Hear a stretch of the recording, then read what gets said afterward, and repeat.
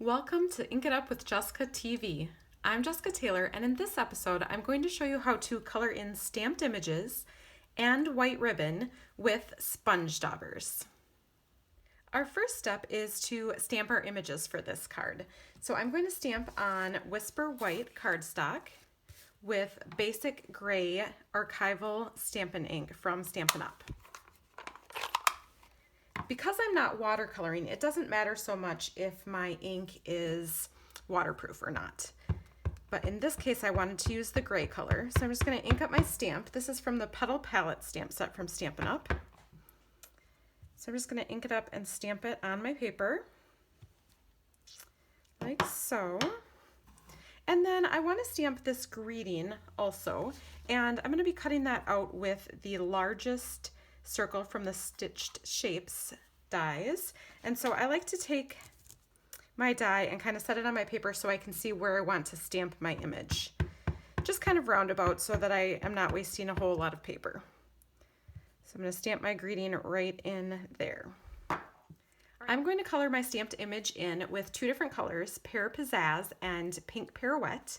Usually I like to only have one stamp pad open at a time so I don't actually accidentally dip my dauber in the wrong one, but for time's sake I'm going to put both of them out here.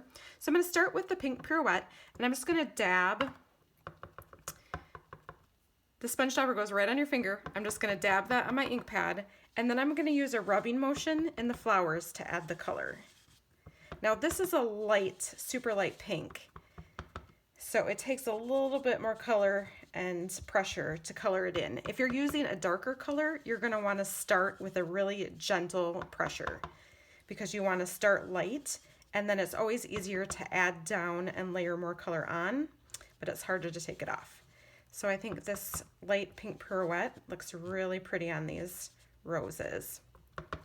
And then if you want the darker part of the roses to be a little bit, the center part to be a little bit darker, you're just going to do more coloring in the center than on the edges.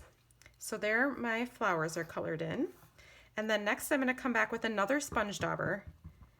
And for this one I'm actually going to use more the side of my sponge dauber to just lay some color down in the leaves because they're a little bit smaller.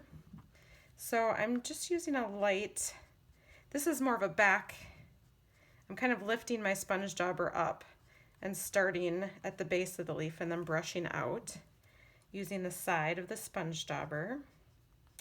And you don't need to have a sponge dauber, like one for each color of ink pad that you own. I just use one for like my greens, one for my pinks, maybe one for my blues. You don't need a whole lot of them. You can't really wash them off either, but you can use them for multiple colors. Okay, so there my image is all colored in, and how pretty is that? Let's go ahead and cut these pieces out with the Big Shot. Now that I have all of my pieces cut out, the final piece of this card is this ribbon, and I wanted some gray ribbon to kind of stand out against the pink, but I didn't have any. So I took some white ribbon. I don't know if you can see that on here, but you can also color this with the sponge dauber. So I'm going to take my gray ink again, and I'm going to take a sponge dauber, just put it on my finger, and I'm going to just run it across, keep inking up and run it across my ribbon. Now you can also kind of put the ribbon on your ink pad and rub it across, but I found I like this way the best. And make sure you get it almost all the way to the end. You're going to want to cut your ribbon just a little bit longer than you need it so you can trim off the ends that are white if necessary. Okay, so for this one, if you're going to tie a bow with your ribbon, you want to make sure that you get both sides colored. So you want to do that on both sides. But because I'm taping this down straight across, I only need to do one side. So I would let this dry for a little bit so that you don't get the gray all over your fingers or on your card where you don't want it.